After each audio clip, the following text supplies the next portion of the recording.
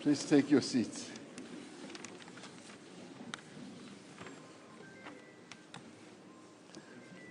Where do we have a person who starts us off? No, they don't want to anymore.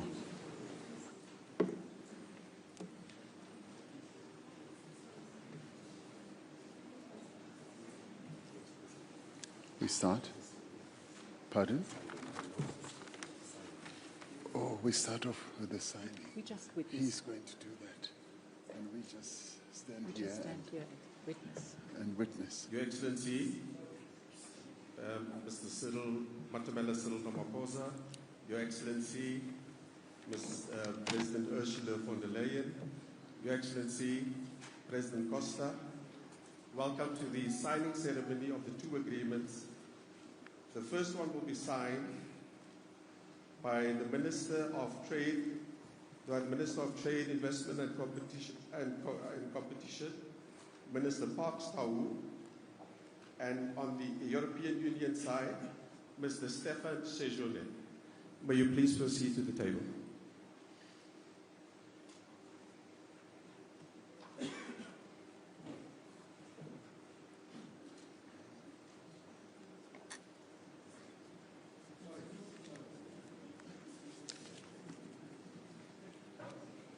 This agreement is on Clean Trade Investment Partnership Agreement between the Republic of South Africa and the European Union.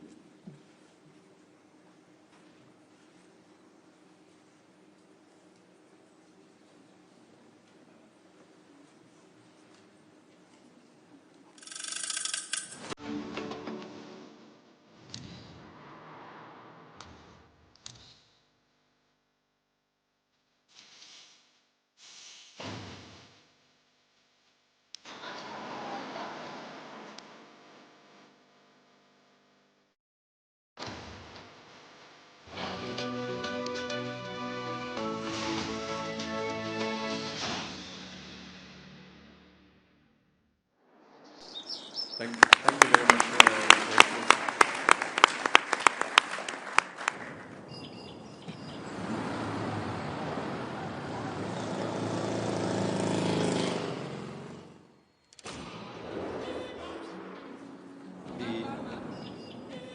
The second agreement will be an MOU on sustainable mineral and metals value to be signed by Minister Mantashe, the Minister of Mineral and Petroleum Resources of the Republic of South Africa, and the Vice President of the European Commission, Mr. Stefan Sejourné.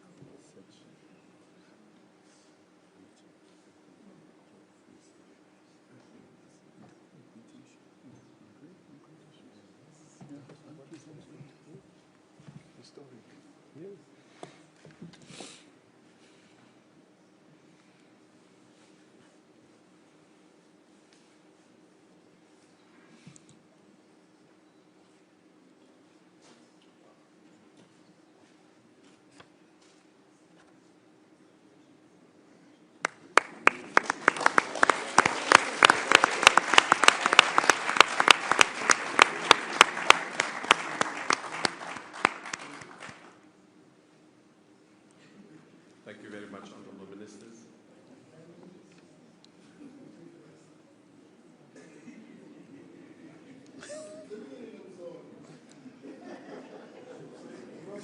Your Excellency, President Ramaphosa, Your Excellency, President von der Leyen, Your Excellency, President Costa, we will now have the symbolic signing of the trilateral agreement between Transnet, BioVac, and the European Investment Bank. For the CEOs, please proceed to the board.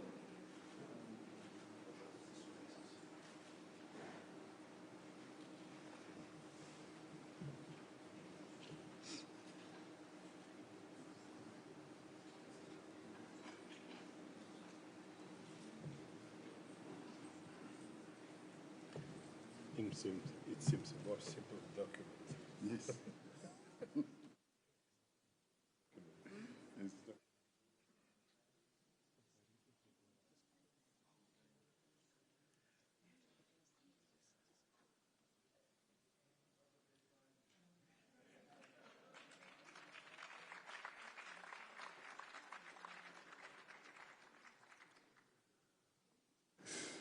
Wonderful. Well done. Thank you very much. Well done. Your Excellencies, that concludes the first part of our program this afternoon. The second part will be, I will hand over to the spokesperson of the President, Mr. Vincent Bugwenya. Thank you very much, Ambassador. Your Excellencies, President Ramaphosa, President Costa, President van der Leyen, we will now commence with the last installment of today's proceedings, which is a media briefing. We'll invite President Ramaphosa to kick off with his remarks. Thereafter, Mr. President, you'll hand over to President van der Leyen, who will in turn hand over to President Costa. Mr. President, thank you. Well, thank you very much, Vincent.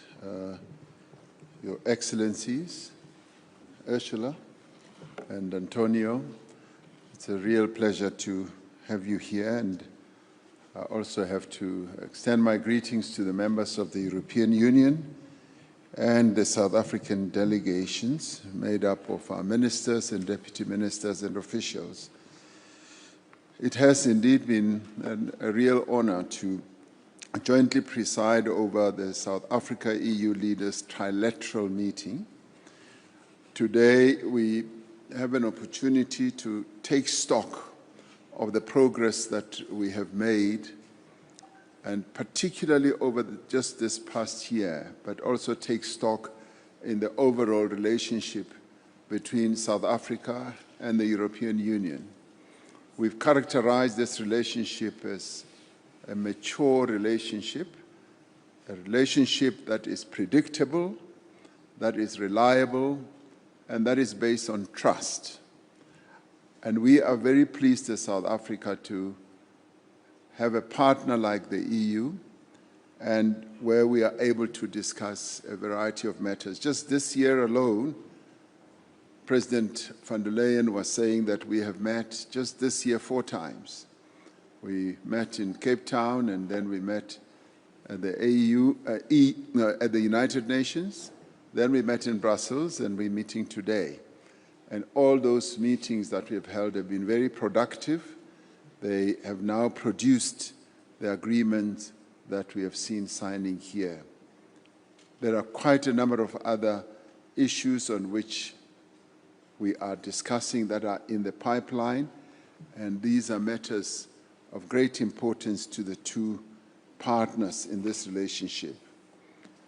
We have prioritized the transition to green energy, ensuring that this process is just and inclusive, but more importantly, also safeguards the livelihoods of those who are most affected by the transition.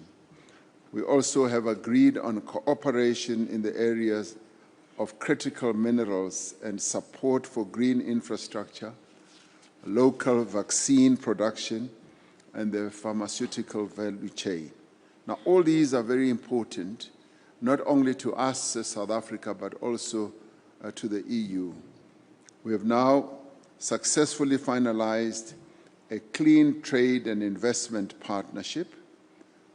This is a really unprecedented agreement for us, but the more other exciting one is the Memorandum of Understanding on Critical Minerals. It is actually quite instructive that it has been signed by Minister Mantashe, who is the Minister of Mineral Resources and Petroleum. Now, as he sat there, I was looking at him like 40 years ago when I knew him. He was a mine worker, worked on the mines underground, digging up all those minerals. And he became the leader of the trade union of those mine workers that he was part of. And now he's a minister signing an agreement on critical minerals. Now, this is history-making, absolutely history-making. Now, you may recall Nelson Mandela in his book when he said, we want to create a country where the son of a shepherd, cattle shepherd, can rise to become president of a country. He was talking about himself.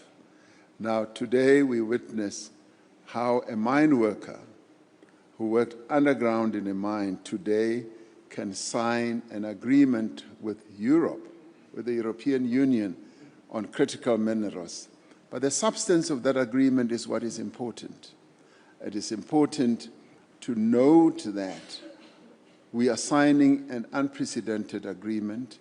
We've never really fully signed such an agreement where two partners agree that we are no longer going to rely on extracting minerals only. We will want to extract those minerals, have them processed at the point of extraction, add value to those minerals so that South Africa begins to move up the value chain of beneficiation. That is the unprecedented nature of this agreement.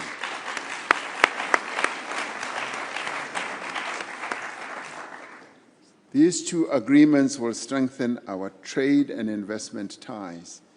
They will provide a platform for regulatory cooperation and identification of strategic projects, especially in green hydrogen, clean technology, and the critical raw materials.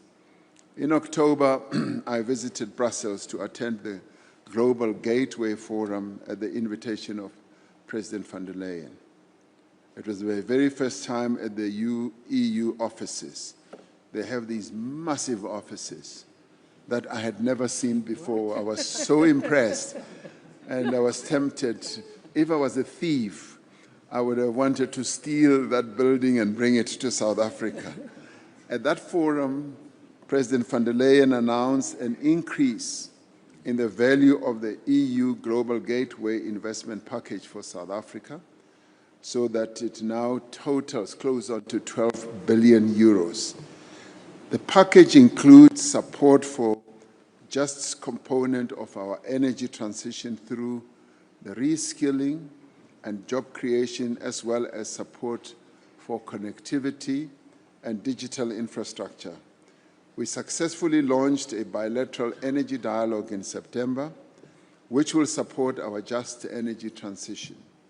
It will include other collaborative opportunities such as the export of sustainable aviation fuel by Sasol and the development of clean coal technologies. Now, all these are still in the pipeline of negotiations, and I have no doubt that just as we have reached agreement on other areas, we will be able to reach agreement here as well, including agreements that we will reach on citrus and a number of other areas.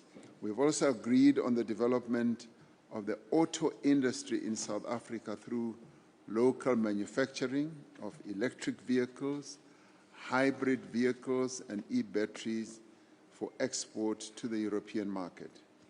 We agreed to stand together in defense of democracy, in defense of multilateralism, human rights, and the rule of law.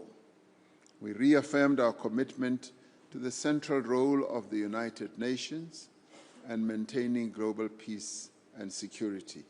And these are matters that we've been discussing over time and reaching the meeting of minds and consensus. And this goes to show and demonstrate the maturity of the relationship and the depth of the relationship as well.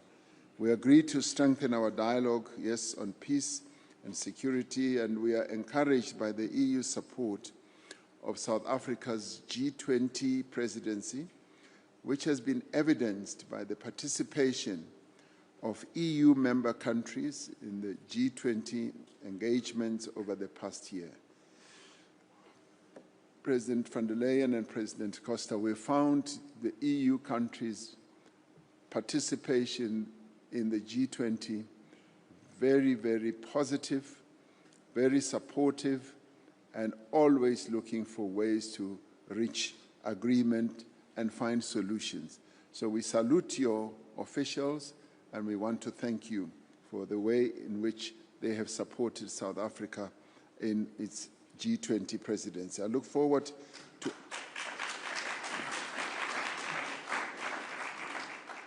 Thank you for that. That was nice. I look forward to attending the EU-Africa Summit in Angola, which will start on Monday. I'm sorry that we're going to put you to a great deal of work and travel, but it is the work that we have to do. We will use the opportunity to advance the AU's Agenda 2063 in Angola and the EU's Global Gateway Strategy in support of sustainable development across Africa. Now, on behalf of the government of the Republic of South Africa and the people of South Africa, it has been a pleasure to have both of you here today prior to the holding of the Leaders' Summit on Saturday. This meeting affirms our commitment to continue building a mutually beneficially strong relationship between the European Union and South Africa. So we thank you and welcome to South Africa, and I hope your stay is a pleasant one. Thank you very much. I hand over to you now. Thank you very much, President Ramaphosa, dear Cyril. Thank you for your warm welcome here at Joburg. Tomorrow, indeed, you will host the G20 in your great and beautiful country. And this will be the first G20 summit to take place on African soil, the first since the African Union joined as a permanent member. And I think this highlights Africa's central, vital role on the global stage. But first, let's talk about us, indeed. Today, the time is here for South Africa and Europe. And indeed, dear Cyril, this has been quite a year for our relationship. Today, we are building with the results you've just witnessed on the success of the summit in Cape Town and of the Global Gateway Summit in Brussels. Thanks again that you were coming there. And now, right here in Joburg, we double down on this very unique partnership. First of all, indeed, we signed our Clean Trade and Investment Partnership. And you must know this is the very first time that the European Union is signing such a partnership. So you are a highly valued partner for a Clean Trade and Investment Partnership. This will boost, of course, trade and investment. It will boost it in key clean sectors, green hydrogen, renewables, many more. And for the first time, we will discuss regulation, we will discuss trade barriers and security of supply under one framework. The CTIP will make South Africa a destination of choice for European clean tech investment. It will also broaden our cooperation on skills, because we all know that technologies are only as good as the people operating them. So skilling people, upskilling is the most important part here. And of course, with skills come jobs, and new jobs, good jobs, right here in South Africa. Today, we also signed our MOU on minerals and metals, the value chain partnership. We need these inputs to power the clean energy transition, both here and in Europe. So the future of our economies depends on a fair and on reliable supply chains, and my emphasis is on reliable supply chains. This is the reason why we strengthen and diversify our supplies among trusted partners, and you are, for us, one of the first trusted partners. This agreement will also help South Africa to expand its strategic industry. And as you said, we are not only looking at extraction. For us, it's very important that we are looking at the whole value chain, at the locally added value, because this brings local jobs. And for us, this is the meaning of a sustainable partnership over a long time and a trusted partnership. And today, indeed, at the airport, I met the Minister for Mining. You received me there, and we were discussing that. And when I said, for us it's important not only the extraction, but the processing locally, and the added value locally, and the jobs locally, you said, okay, because you said that, and this is so, I will come this afternoon to sign the agreement. And I was happy that you were here.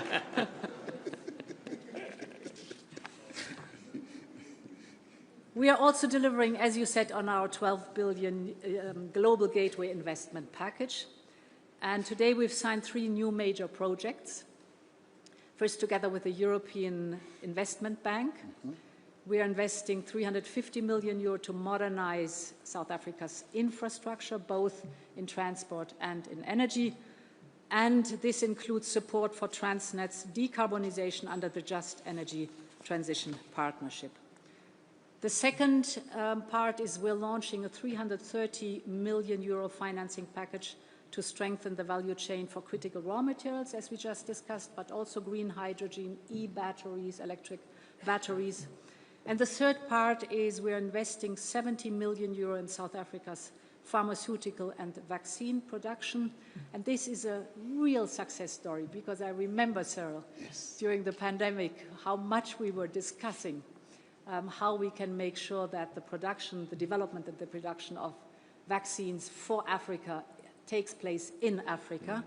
And indeed, COVID-19 showed us how important this vaccine sovereignty is. And here is now the result. It's up and running. So really, I thank you for the excellent cooperation we had on that topic.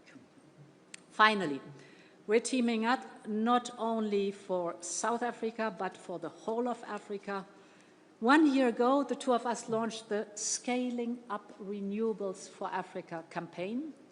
This is basically to mobilize investments for clean energy, to help provide access to electricity, because we all know 600 million people on the continent still lack access to electricity. And therefore, tomorrow is a big day, our final pledging event.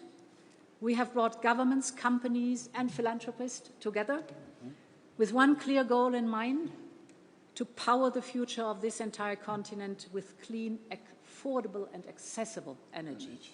And tomorrow we are hosting here the final pledging event together. So thank you very much again, and very much looking forward to the next days. Thank you.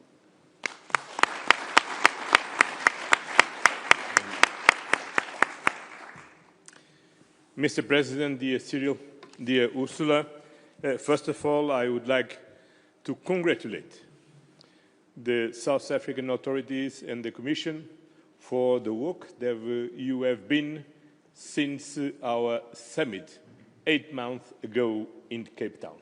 It's very impressive, the capacity that you show to translate in concrete projects what we have agreed and our ambitious common partnership. My second word is to thank President Ramaphosa and South Africa for their very strong global leadership. We are living in the multipolar world, and in this multipolar world, we need to engage and to strengthen the relationship between the different poles of this world. And Africa is a very important, is a key continent for the future of our world, and of course South Africa has a leading position in this continent. And the G20 meeting is a great opportunity to gather people from all around the world to come here and to sit at table, to discuss, to listen each other, to bring new proposals, to try to tackle the global challenges that we need to face together, because the global challenges, only together we can tackle them. Climate change, inequality, poverty are 3 main issues that we need to mobilize the entire world to do on this. Our partnership is based in shared values, mutual respect, and the commitment to democracy, multilateralism, and a fairer, more sustainable world. These principles are also the cornerstone of your G20 presidency. We have chosen a motto: solidarity, equality, and sustainable development. The European Union fully embraces your priorities, and we are actively contributing to making this week's summit a success. Now more than ever, we need strong multilateralism platforms and institutions, a rules-based order, open dialogue and global cooperation to tackle common challenges. Fighting climate change, inequality and poverty. By upholding the Paris Agreement, the United Nations Sustainable Development Goals and the Pact for the Future. Engaging in the reform of the international financial institution and in the reform of the United Nations to reflect the world of today, because the world of today is not anymore the world of 1945. We need to act for the well-being of our people today and to ensure a sustainable future for generations to come. For the very first time, the G20 held on Africa soil, and your agenda, dear President Ramaphosa, is firmly geared towards your continent's prosperity and innovation potential. The European Union is a reliable, predictable, and trustworthy party for Africa on that path. Our two continents are bound by a unique partnership. It is robust, it is dynamic, and it is looking to the future. As you said, next Monday, we will hold our 7th European Union-African Union Summit in Luanda, Angola. And with a clear purpose in mind to strengthen and enrich our cooperation, to make our natural connection even stronger, and so that we can grow together and protect each other. Dear President, I look forward to welcome you, together with my friend President João Lourenço, there next week. Until then, thank you once again for hosting us here in Johannesburg, and all the best for our G20 meeting tomorrow. Thank you very much.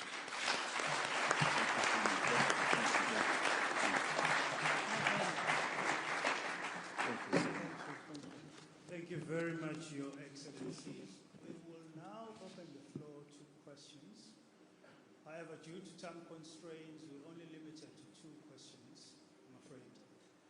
We'll start with Henry.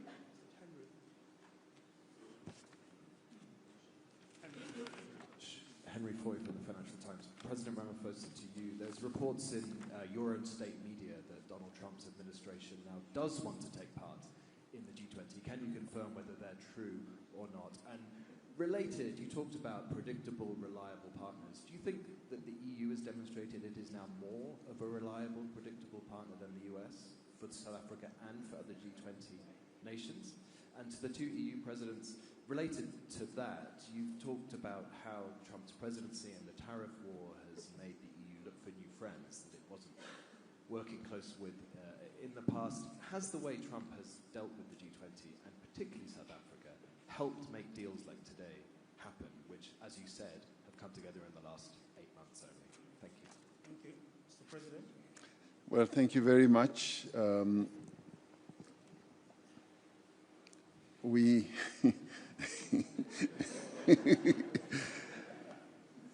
have received notice from the United States, a notice which we are still in discussions with them over, about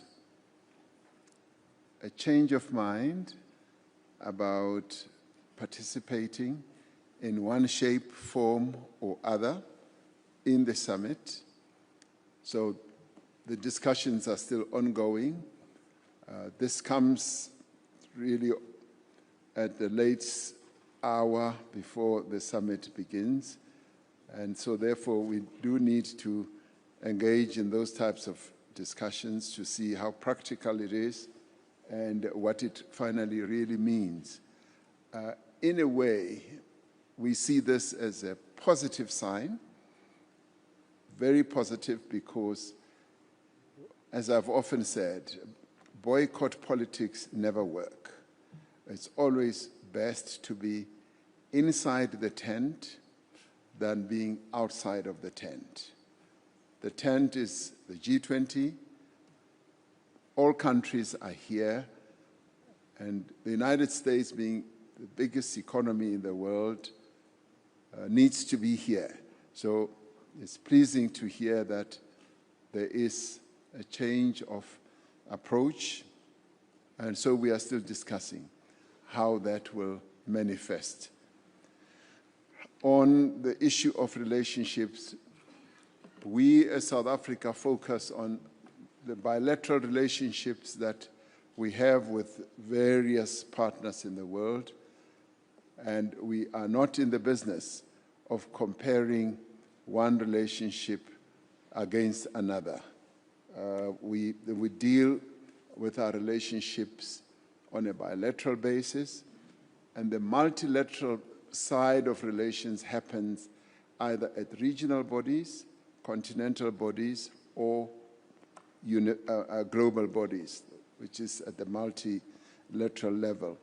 So it's not for me to even say this relationship is better than the other one. What I can tell you, as I said earlier, is that Europe, the EU, has been our partner for years. The relationship has matured. It's reliable, it's predictable, and it's based on trust. And we've used this relationship to resolve many problems that may have been regarded as intractable.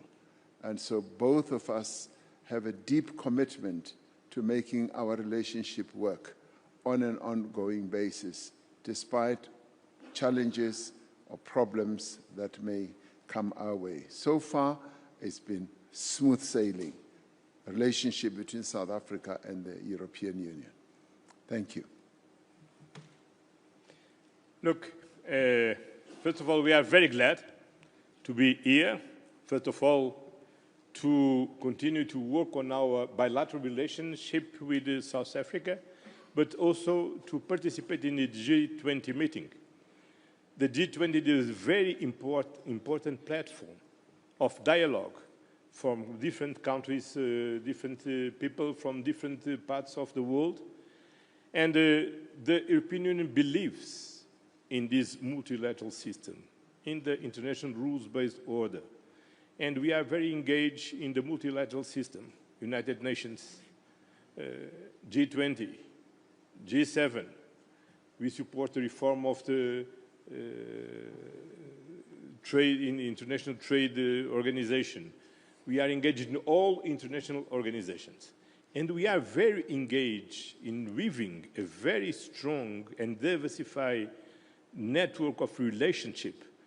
During last year, I think we had more than 10 summits with Central Asia countries, with Japan, with China, with Canada, with the United Kingdom. Well, I cannot remember all. With South Africa. Look, more than 10, and we will continue. And Europe is sovereign in defining their own external policy, and we are present where we believe that's important to be present and to engage with our partners, with those who are friends, with those who are allies, and also with those with which we have problems, because the only way to solve problems is to talk about it. Yes. I can add to what Antonio just said. I mean, the initial wake-up call for the European Union to diversify and to look for reliable partners, trusted partners, was when we had the energy crisis, and we all of a sudden realized our over-dependencies of fossil fuels from Russia, and Russia cut from one day to the next the supply of energy. You all witnessed the severe energy crisis we went through, and this was the initial trigger for us to understand you need to diversify, that's important, you have a network of suppliers, and you need trusted and reliable suppliers. As we say, you always meet twice in life, so it's also so that on both sides there needs to be trust, and then you can build good things, as we just are showcasing here. For us, it's very important. We are very committed to the WTO. Of course, there needs to be a reform of the WTO, but to have a rules-based trade worldwide is also important. And of course, now we are intensively negotiating with many countries and regions of the world different free trade agreements. You know that we finalized with Mexico, Mercosur, and Switzerland. We are about to finalize with India. We're working with Australia, Malaysia, so others too. For us, very important to have learned the lessons. No more overdependency, no more reliance on one single supplier, but have a network of trusted partnerships all over the world. Thank you very much. Last question, Tembile. Good evening. My name is Tembile with Bloomberg News. It seems like you went from struggling to pull together an EU-South Africa summit for many years to having two in 1 year, and it's been a very turbulent period, I think, globally, politically speaking. Is there something to read into the frequency of these engagements all of a sudden? Is there perhaps a political signal that you're trying to send by doubling down, as the President said, on these ties? And then President Ramaphosa, you said that the US request comes at the 11th hour, and you would have to look at the practicalities of accepting that request. Does that mean that there's an opportunity or perhaps a possibility where it would not be practical to accept their request to be readmitted, as it were, to the G20 summit? Thank you. Well, the United States is a member of the G20. They are the original member of the G20, so they have the right to be here. And all we will be seeking to do is to look at the various practicalities, logistical and otherwise, for them to participate. They have a seat at the round table, as you will see on Saturday. There is a seat for the United States. So when President Trump said they are not coming, that seat still remained. It was empty for a while, but it will hopefully be occupied, but we want to deal with all those practicalities. You should know that because it's a gathering of G20 leaders, there is a lot of logistics that go into getting the leaders to come to the venue and to participate, and how they will speak, their speaking order and all that. So those are matters that had not been pre-planned because they pulled out. So we need to understand precisely how all that will pan out. So we're clear. The United States has a right to participate in the G20, and much as they notify us at the 11th hour, we still need to engage with them to understand fully what their participation at the 11th hour means and how it will manifest itself. Thank you.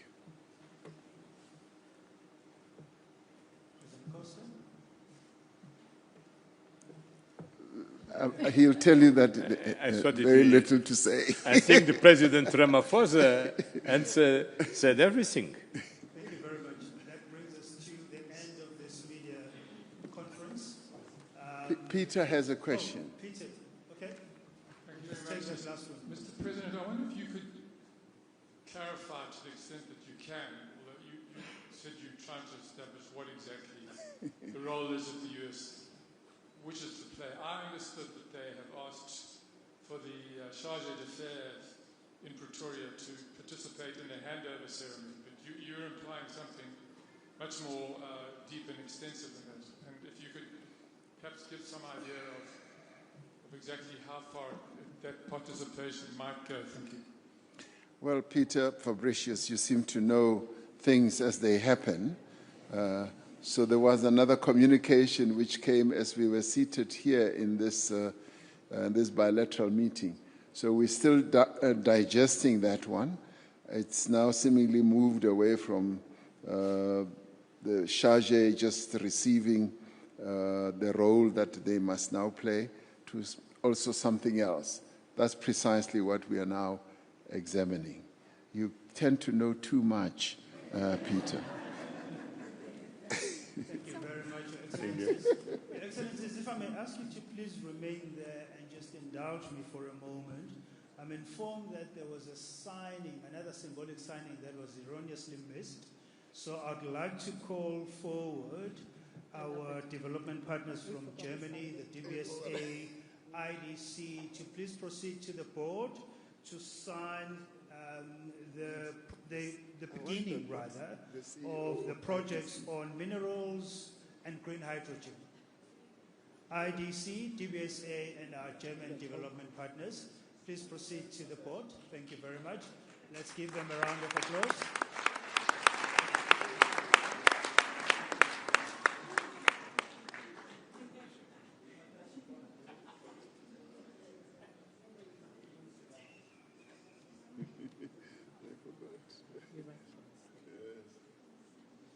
But what a symbolic thing to do.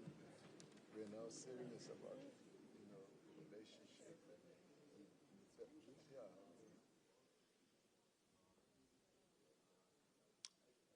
Thank you very much. A final round of applause. Thank you very much. Your Excellencies, ladies and gentlemen, this brings us to the end of this media briefing. You may take leave of us. Thank you very much. Thank you, ladies and gentlemen.